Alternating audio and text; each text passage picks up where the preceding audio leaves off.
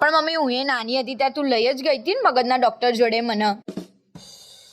નાની હતી ત્યાંની વાત મૂક ન તું ભાઈ, અત્યારે હાલે તારે દવાની જરૂર છે મગજની. હે અરે યાર એટલી બધી તકલીફ હોય તો ઘર છોડીને જતા રહો ને તમે.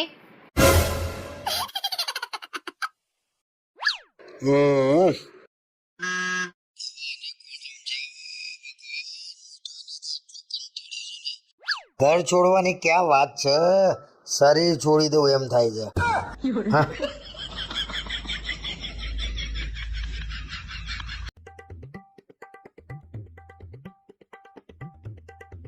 શું આખો દિવસ પડી પડી ફોન જોઉં છું? ઘરનું કઈ કામ કરતી હોય તો સારું.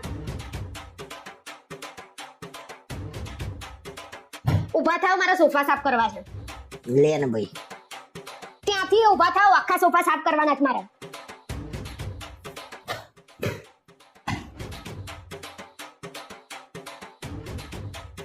લે ગરમી લાગે છે, પંખો તો ચાલુ કર.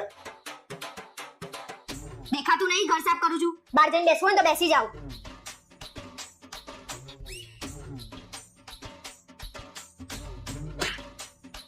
ઊભા થાવ ને, મારા ઘરનું કામ કરવું છે, ચાદર ને બધું બદલવું છે. જાઓ સાઈડ પર જઈને ઊભા રહી જાઓ. આડા ખસો ના, દેખાતું નહીં હું ઘરનું કામ કરું છું. એકવાર કીધું ને બહાર જઈને બેસી જાઓ, વચ્ચે ને વચ્ચે આવો છો.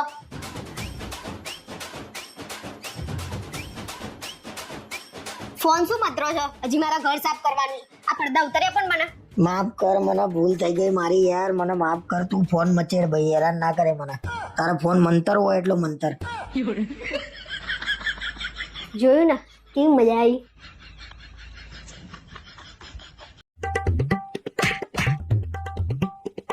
હું શું કહું, આવતા મહિને તમારો બર્થડે આવે છે તો હું તમને શું ગિફ્ટ આપું? માન સન્માન આપો, ઇજ્જત આપો, ટાઈમસર જમવાનું આપો, ઘરની બહાર એકલા ના જવા દો. એટલે આ બધી ગિફ્ટ છે મારા માટે. ના, પણ હું તો તમને ગિફ્ટ જ આપવાની. ટૂંકમાં ભગવાન મારા નસીબમાં બધું લખેલું નહીં એમ ને.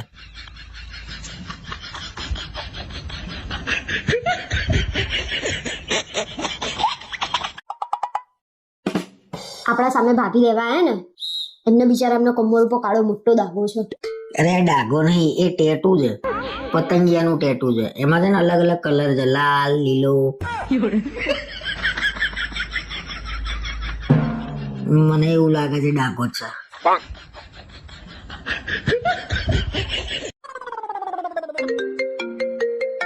આજકાલ બહુ તમારા છોકરીઓના ફોન આવે છે. હવે કઈ ડાકણનો ફોન છે? બોલો સાસુમાં. હમણાં જેતલ તમને યાદ કરતી હતી.